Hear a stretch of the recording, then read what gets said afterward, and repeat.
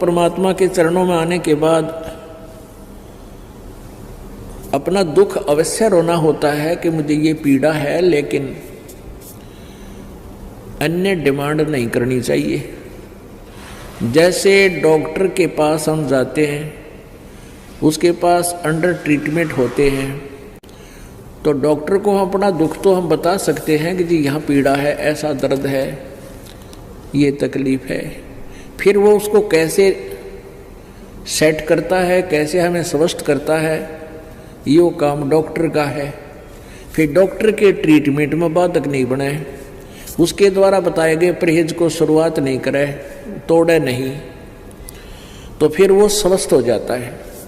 इसी प्रकार ये परमात्मा परमेश्वर कबीर जी का एक हॉस्पिटल है, ये दास उसका नौकर है।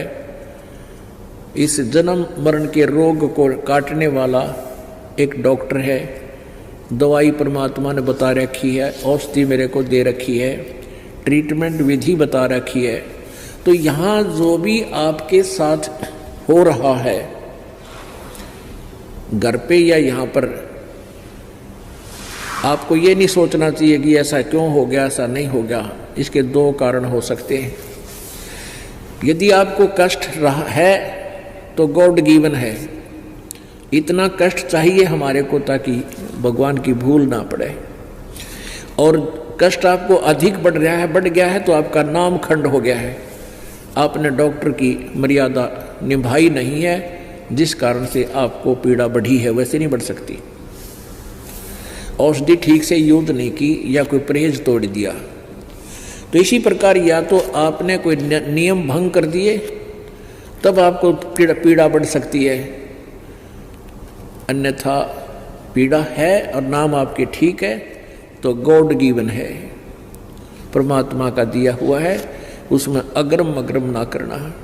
क्योंकि कहते हैं सतगुरु शरण में आने से आई टले बला, और जय माथे में जय भाग्य में सूली हो, सूली माने मौत, वह कांटे में टल जा।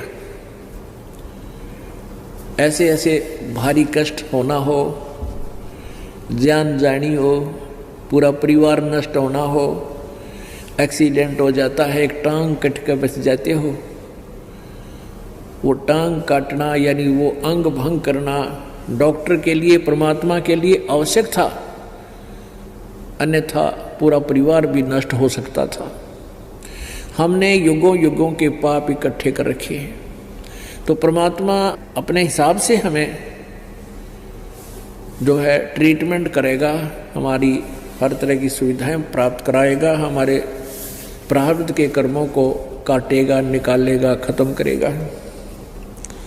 जैसे डॉक्टर बताता है कि तेरा ये हाथ कटेगा, अन्यथा पूरा शरीर नष्ट हो जाएगा, तो फिर डॉक्टर को ये कहना पड़ता है जी जान बचा लो, हाथ बेस से कट जावे। तो डॉक्टर का शौक नहीं, डॉक्टर कोई दुश्मन नहीं, शत्रु नहीं, उसने आवश्यक है जीवन की रक्षा करने के लिए एक हाथ को काटना। तो उसमें हम फिर कर क्या सकते हैं, सहमति ही देनी चाहिए। तो परमात्मा जो करते हैं आपके साथ, उसमें आपको कोई ऑब्जेक्शन नहीं होना चाहिए। हाँ, इतना ध्यान अवश्य रखें कि नाम ना खंड हो गया हो। नाम खंड होने से क्या होता है कि जैसे पहले तो जैसे जिसने बिजली का कनेक्शन ना ले रखा, तो वो क्या करता है, आटा भी हाथ में पीसे, पशुओं के लिए चारा भी हाथ से काटते थे, ऐसे मशीन व गोल गोल चक्कर की, और जल भी हाथ से निकालते थे, दूध भी हाथ से बिलोते थे, रड़कते थे। फिर ले लिया कनेक्शन, अब बटन स्विच ऑन कर देते हैं, अपने आप तो आटा पीसा जा रहा है और अपने आप कट कट कट कट सानी यानी चारा काटा जा रहा है।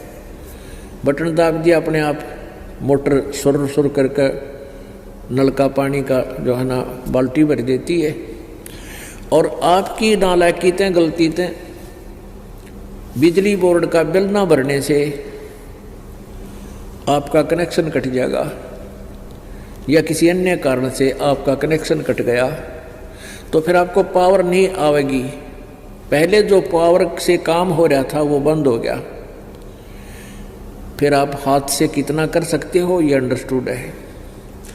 तो ऐसे परमेश्वर कबीर जी की शरण में आने से आपका सब कार्य उस ईश्वरीय शक्ति से होगा, कबीर परमेश्वर जी की पावर से होगा, और फिर परमात्मा की पावर से जो काम होगा वो बहुत ही स्पीड तो होगा, और जो मनुष्य नहीं कर सकता, मानव मैनुअली नहीं किया जा सकता, वो पावर किया करती है। तो ऐसी ऐसी अनहोनी आपके घर पर होंगी, आप सोच भी नहीं सकते। ऐसा सुख मालिक आपको देगा, सोचते रह जाओगे हे भगवान मेरी तो जान जानी थी, और दवाई खा के छक लिया, कोई गोली काम नहीं कर रही थी, कोई किसी प्रकार की, और फिर एकदम वैसे ही आपको ठीक कर देता परमात्मा। तो पुण्यात्माओं कहते हैं ना जाने के उस सतगुरु के शरण में आने से अगर फिर भी कोई आपत्ति आती है तो ना जाने के बला टाली है भगवान ने। एक तो ये है, और दूसरा ये है कि आपने या कोई मर्यादा भंग करती है, इन दोनों में से एक ही होगा। तो इसलिए कोशिश रखें कि नाम भंग ना हो।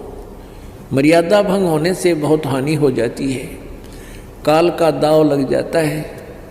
परमात्मा कहते हैं जब लग हंसा हमरी आना, और काल लगे नी तेरा बाणा। आय हाय, कितनी प्यारी बात कही है। कबीर परमेश्वर कहते हैं उस काल को कहा था जो यहाँ का मालिक है, ब्रह्म है, जो हमें यहाँ दुखी कर रहा है, पीड़ रहा है, गुमराह करके फंसा रखा है, उसको कहा था कि जब तक हंस मेरी आत्मा मेरी मर्यादा में रहेंगे, मेरा नाम खंड नहीं होगा, तब तक तो तेरा कोई तीर मेरे भक्त पर नहीं लग सकता, तो उसको किसी प्रकार दुखी नहीं कर सकता।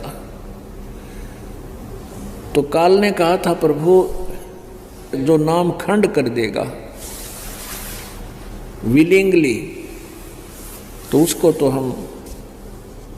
मैं नहीं छोड़ूंगा। तो परमात्मा ने कहा था भाई जब लग हंसा हमरी आना, और काल लगे नी तेरा बाना। कहे कबीर सुनो धर्मराया, हम शंखों हंसा पद परसाया।